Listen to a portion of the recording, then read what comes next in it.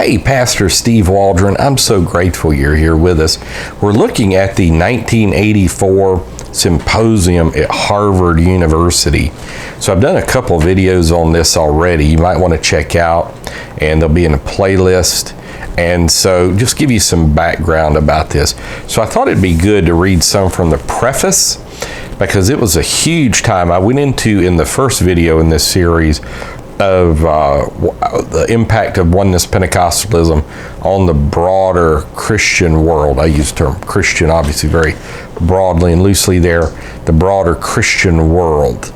And then secondly, we go over each of the papers that are represented in this book sent to me by my friend, Brother O.C. Marler, and what they contained.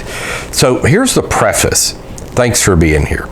This collection of papers is the product of a symposium on aspects of the Oneness Pentecostal movement held at Harvard Divinity School in July 1984. So like I've known at least three people there. David Bernard. I've never really talked to Brother Bernard about him being here. I have talked extensively to Tom Weiser, who was there, and J.L. Hall, who was there. And I've told their story. Been many years ago here on YouTube. I may need to refresh that because it has some maybe aspects of what's going on even in the Pentecostal movement today. So it was a historic occasion both for Harvard Divinity School and for Pentecostal scholarship, being the first such conference at Harvard on Pentecostalism and the first academic conference anywhere ever devoted specifically to the study of the Oneness branch of the Pentecostal movement, which is considered to be, Brother French is kind of the definitive guy on numbers with that. He deals with John Stone, I think, out of the UK. Is it John Stone? Or John Stone does Operation World, who also does a very good job on these things. But about 25% of Pentecostals, give or take some, are basically Oneness Pentecostals. It was attended by 80 registered participants, including scholars of the evangelical and Pentecostal movements, leaders of Pentecostal denominations, students from Bible colleges, universities, and seminaries, and interested ministers and lay people. So here was the aim of this conference, was twofold. Now, I've done a review on, in the 2000s with the Society of Pentecostal Studies, there was like a 7-year dialogue between Oneness and Trinitarians, and you can access that paper. It's in NUMA, Society of Pentecostal Studies, and all that. But I've got videos, they're very old. I'm assuming they're still on the channel. So first of all, it sought to facilitate the task of creating a body of scholarly literature on a movement which has generally been ignored by scholars.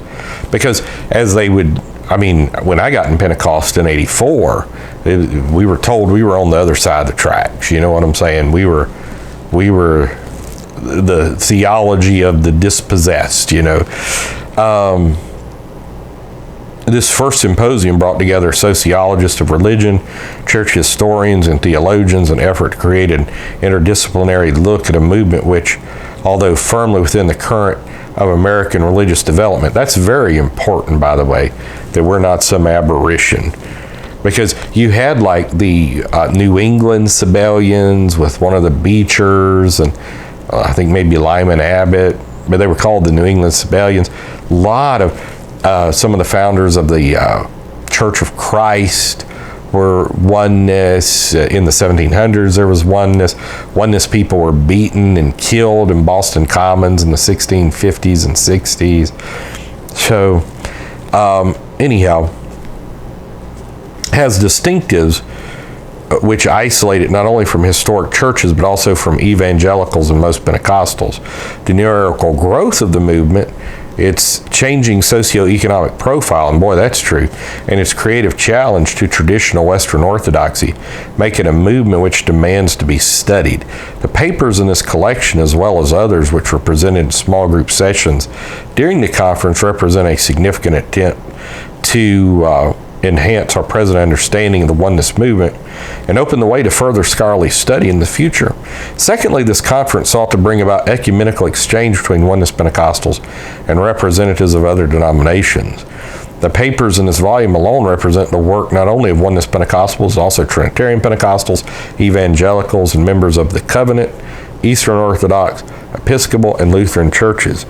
The other speakers and respondents at the conference made it even more diverse group than this would suggest. It also brought together leaders of several oneness groups, including the United Pentecostal Church International, the Pentecostal Assemblies of the World, La Iglesia Apostolica de la in Cristo Jesus.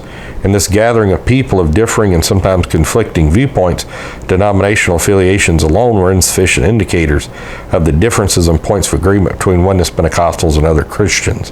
The willingness to engage in self-criticism by individuals inside the movement, the ability to recognize valid, meaningful contributions of the movement by outsiders were characteristic of the spirit of this conference. Now, I was told that along those lines, there were some things in there.